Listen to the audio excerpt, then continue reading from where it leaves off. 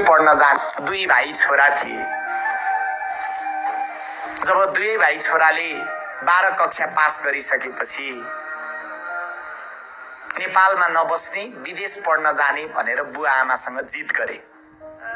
बुवा आमाले सम्झाउनु भयो, नेपालमा पनि राम्रा राम्रा कलेजहरू छन्, किन विदेश जान पर्यो, हामी भन्दा टाढा किन जाने त, नजाऊ यहीँ बस भन्दा दुवै भाइ छोराले मानेनन्, जिद्दी गरे। अब छोराछोरीको जिद्दीमा सधैँ बाआमा हार्ने गर्छन्। त्यसपछि साह्रै नै जिद गरेपछि ऋण धन गरेर दुवै भाइ छोरालाई बाआमाले अमेरिका पठाउनु भयो। अमेरिका गएको 1 वर्षसम्म त फोनमा बाक्लै कुराकानी हुन्थ्यो, ठिकै थियो।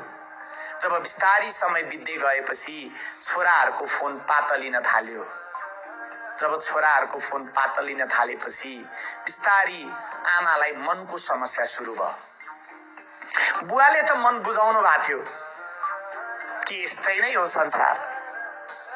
बुवाले त मन बुझाउनु भएको थियो, तर आमाको मन बुझेन, आमाको मन मानेन। बिस्तारै फोनहरू पातलिन थालेपछि बिस्तारै आमालाई मनको समस्या सुरु भयो। यता घरबाट नेपालबाट बाआमाले फोन गर्दा पनि अब बिस्तारै छोराहरूले भन्न थाले, हामी बिजी छौं, काममा छौं, पछि कुरा गरौँला। अब फोनहरू उठ्न छोड्यो। गरेका फोनहरू काटिन थाले। झन् आमालाई मनको समस्या बढ्दै गयो। मनको समस्याले शारीरिक समस्या पनि बढ्यो। आमा थला पर्नुभयो, आमाको निधन भयो।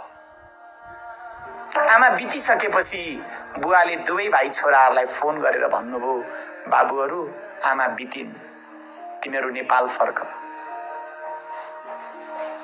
समाचार पाएको 3 दिनपछि कान्छो छोरा आइपुग्यो।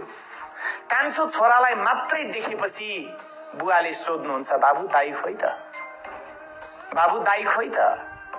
कान्छो छोराले बुवातिर पिलपिल पिलपिल आँसु झार्दै भन्छ, आमाको पालामा तिमी जाऊ बाबु, आमाको पालामा तिमी जाऊ, बुवाको पालामा म जाम्ला भन्या भएर म मात्रै आएँ नि बुवा भनेर कान्छो छोराले भनिसकेपछि बुवा पनि कोठाभित्र छिर्नुहुन्छ अनि आत्महत्या गरेर जीवन लीला तोडिदिनुहुन्छ।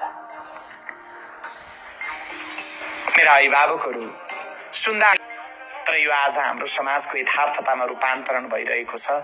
आज हाम्रो घरको कहानी बन्दै गइरहेको छ।